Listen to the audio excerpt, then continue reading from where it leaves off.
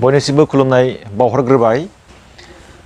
गहपुरनि माइदांस्रि गेजेर आरो गोजौ फरायसालिनि गेलेग्रा फोथाराव सनितपुर जिल्ला ब्रह्म धोरोम आफादनि आरो लोगोसे गहपुर आन्चलिक ब्रह्म धोरोम आफादनि आइजो आफाद लाइमोन आफादनि बोसोरारि जथुम्मायाव एंगारहायै जाहोननि थाखाय आङो थांनो हायाखिसै।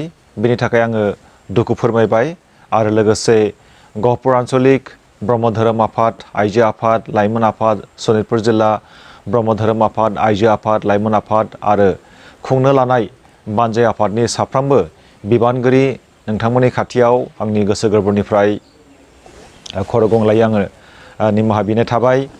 नोंथांमोनहा आंखौ मान होनानै नोंथांमोननि हाबाफारियाव हांख्राय हरदोंमोन लाइमोन थुलुंगा मेलाव, नाथाय एंगारहायै जाहोननि थाखाय आङो नोंथांमोननि बे हाबाफारियाव बाहागो लाहैनो हायाखै।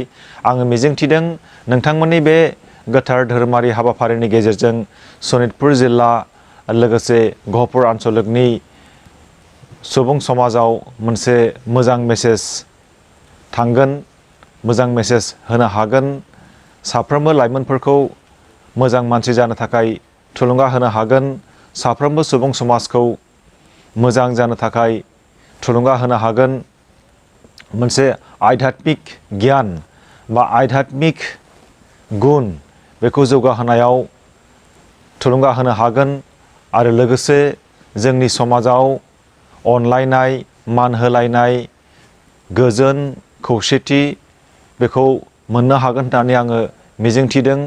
आङो बेखौ बुंगोन, धोरोमा ओरैबायदि मोनसे गोहोगोरा बिजों जायनि गेजेरजों समाजाव सोलायनाय लाबोनो हायो, जायनि गेजेरजों सुबुंनि आखल आखुआव सोलायनाय लाबोनो हायो, जायनि गेजेरजों जोङो अनलायनानै मान होलायनानै खौसेयै जोङो थानो हायो।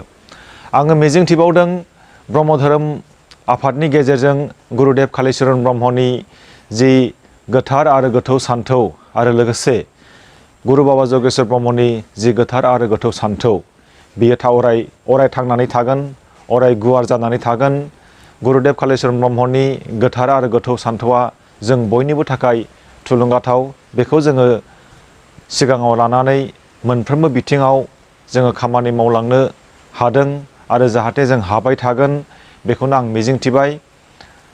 जोबनायाव इउनाइटेड निउस गहपुरनि बिथांमोननि जि टीम, बे टीमनिसिम आंनि गोसो गोरबोनिफ्राय आङो